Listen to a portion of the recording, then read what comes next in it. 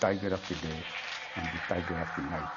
Again, the corps commanders did advise very strongly. They advised the army chief at that time not to tow the Chaudhrys of Gujarat. It's not a compliment if you say that I am the architect of BMLQ. Election is a decision-making process, a time to make the right choice using the right means and methods. But in Pakistan, the allegations that the whole exercise will be rigged refuse to die down. There are fears that the intelligence agencies will also be up to their usual tricks. The Dawn Investigation Cell explores the murky relationship between the intelligence agencies and politicians and their electoral shenanigans.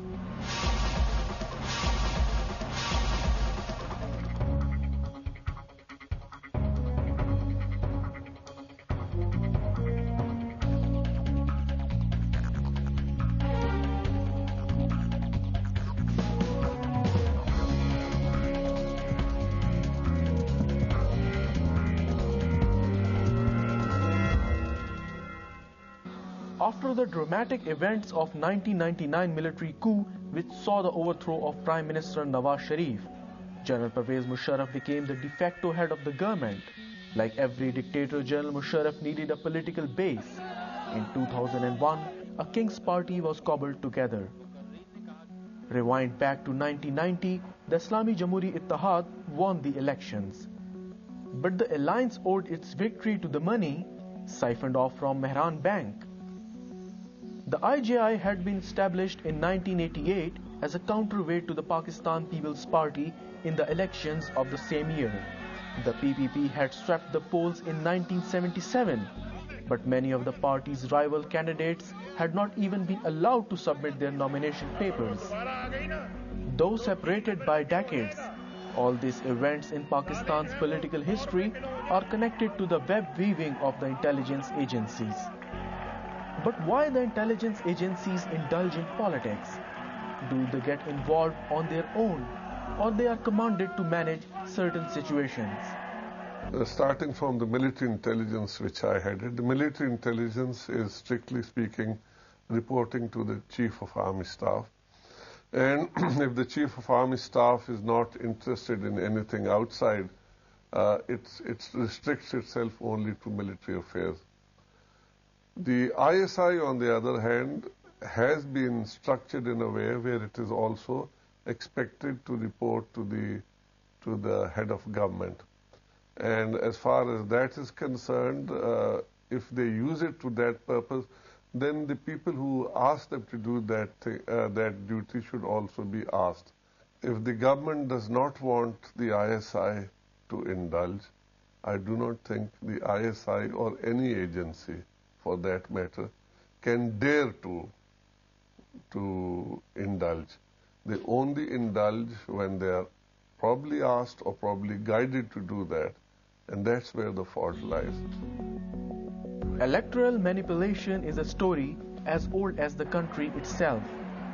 In the 1965 presidential election, Mohtarma Fatma Jinnah, Quaid-e-Azam Muhammad Ali Jinnah's sister, lost to General Ayub Khan despite her massive popularity.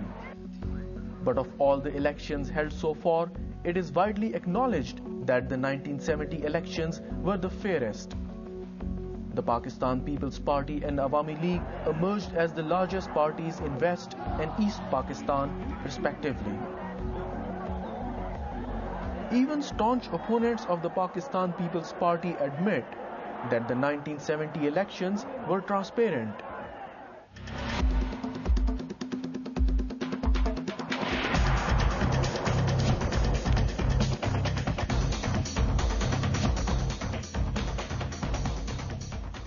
Intelligence agencies had a political agenda much before 1975, the year when Prime Minister Zulfikar Ali Bhutto gave the Inter-Services Intelligence a political mandate. I will not answer this question directly. The man who once headed the ISI confirms the political role of the agency even before 1975. But I think right from the days of Ayub Khan, ISI came into being in 1948. And in 58 there was martial law, and before that Ayub Khan had become the defense minister. So ISI being the extension of the army, it was always part of the political gaming in Pakistan. Despite bearing the brunt of the ISI's involvement, the Pakistan People's Party defends Mr. Bhutto's decision to politicize the ISI. It denies the allegations that the creation of the political wing was aimed to keep a check on Mr. Bhutto's political opponents. Well, in 1975 there was a case, Hyderabad tribunal case, against the National Awami Party at that time, and the military had placed some evidence in that case. Now at that time the question arose as to how can the ISI provide this evidence. The question would be, what is the role of the ISI? So the military said that at that time that, we can create a political cell through an executive order.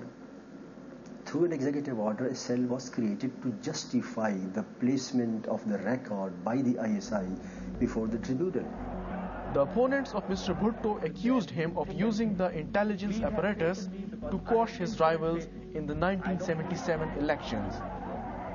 The executive order of 1975, which awarded a political mandate to the ISI, also came under severe criticism.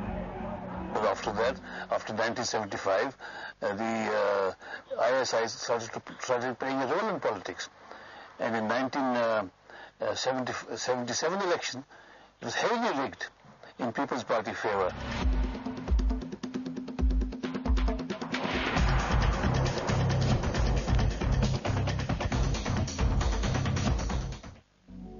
Pakistan's history is replete with examples of how external forces have fiddled with political dynamics. The nurturing and pampering of blue-eyed politicians has been just one technique in the establishment's bag of tricks.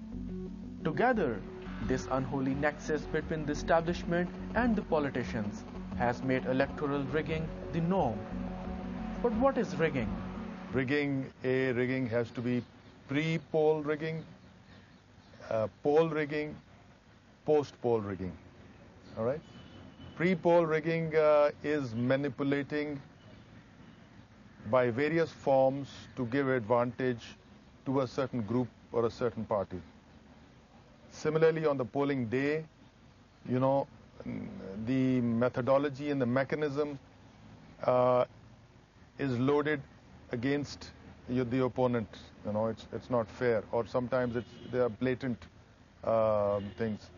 And post polling is that when a certain party gets a mandate, you still deny that party the power by manipulating certain things. Well, if you take a more comprehensive interpretation of the word rigging, you might put it a bit more neutral and influencing the whole process. We talk about a process. We do not only talk about making the cross here or there on the ballot paper. And of course, people normally, when they hear the word rigging, they think of the immediate technical thing that a ballot box is stuffed with additional votes, or that you invent voters. Pakistan का सबसे वसी as data network है. If political and poll manipulation were a game, General Zia-ul-Haq was its champion. In 1985, a hand-picked government was installed in the center after non-party based elections. But Prime Minister Mohammad Khan Junejo challenged Zia-ul-Haq on many occasions and was consequently shown the door in 1988. The Inter-Services Intelligence and Intelligence Bureau carried on the legacy of political maneuvering. The ISI midwifed the Islami Jamhuri Ittihad, known as IJI, at the residence of Ghulam Mustafa Jatoi in 1988. As a result of the formation of the IJI, which I have never denied, I don't tell lies, I tell the truth, I have played a role. And I have apologized to the nation also for this. I used simply my influence with some of the political groups and brought them together. Of course, TJISI, because he is fronting for the army.